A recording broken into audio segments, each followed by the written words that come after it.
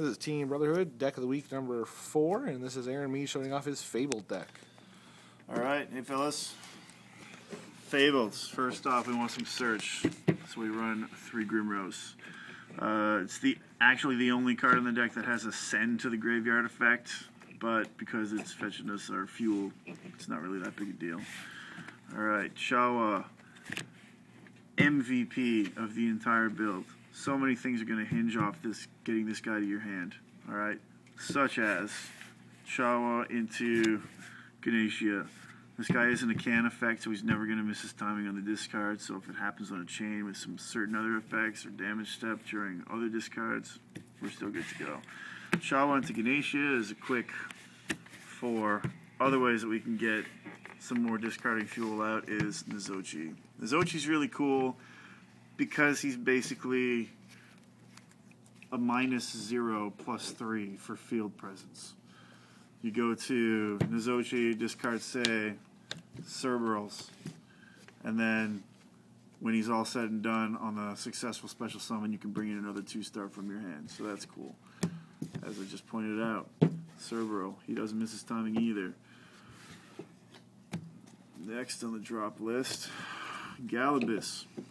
If you're stuck with them in your hand and you can't get to the Chawas, Galabus is good at a little bit of field control. Best part that I really like about this guy is he's not a once per turn effect, so you can basically blow your hand to blow the field and take those face shots. Fabled Crew fuels so much awesomeness with the 4-star synchros that the Fables like to bring in because he can get any 4-star or less once he's discarded. I run Dyne as 1-of because he's basically a 1-tribute monster. In a pinch, if you've got a couple of the discards that you can't get rid of, he does turn that first spell any opponent plays into your opponent discards a card.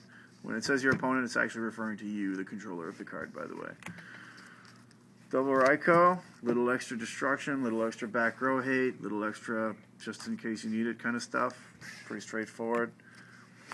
Morphing Jar, standard 1-of. If you're running Fables, you're running Morphing Jar.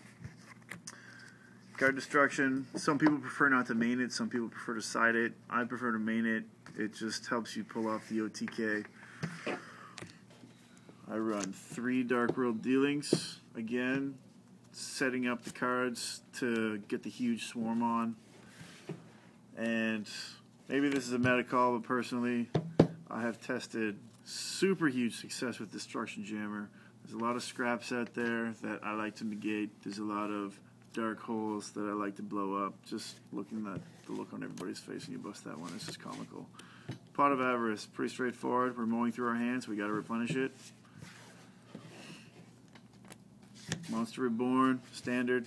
Dark Hole, standard. Mind Control, standard. Into Mirror Force, again, another standard.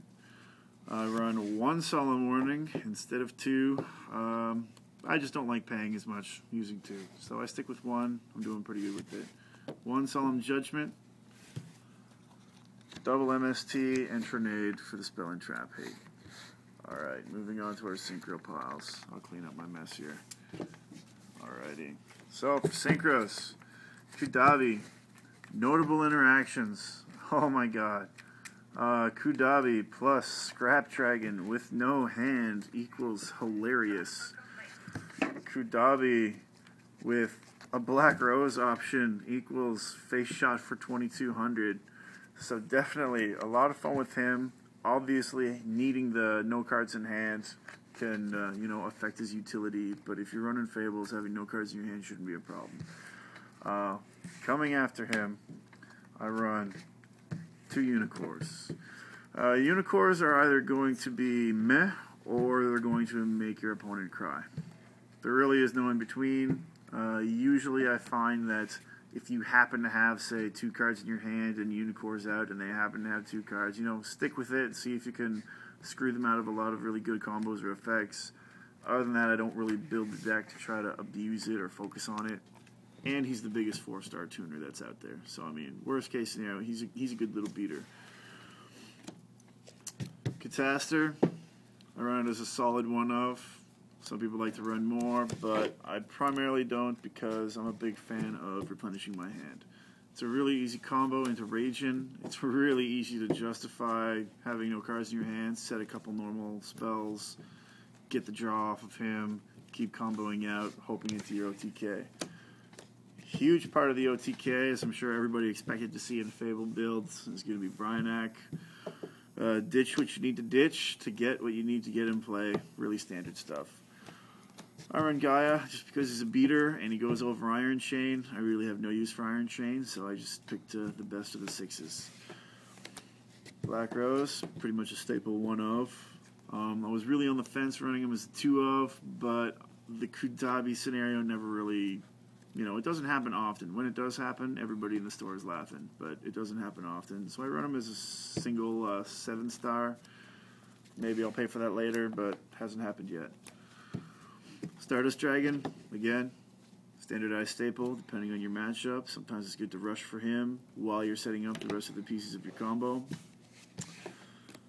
Scrap Dragon, as you've already seen, if you run Kudabi, you run Scrap Dragon as a 1-of. It's just hilarious when it goes off. Valkyrius, this is actually my 8-star synchro of choice because of the interaction with Crew. Crew is the one when you discard, you can special summon a 4 or less from the graveyard. And he's going to turn that into a +2. 1 on the field, 1 in your hand. Awesome. Above average stats. Goes over the Scrap Dragon. Goes over the big stuff that a lot of people are running. Very awesome. Underrated for sure. Red Dragon Archfiend. Pretty much not much I need to say about this. Swarming defense. Swarming cannot be destroyed by battle effects. You drop him and put the hurt on them. Trishula is so easy to get into play in this deck. Of course I'm going to run him. 9-star Synchro, easily do that with Synchro 4, 3, and, your 2 Cerberus, and you're pretty much good to go. Leviathan, a lot of people don't like this card. I have no idea why, because it's bait. It's a huge beater, and they want to blow it up. And you want them to blow it up so that you can fuel even more hate. So that's basically the build. I have a lot of fun with it. I use it all the time on the Dueling Network. If you ever see Onyx Weapon on, this is probably what I'm running. So hope to see you there.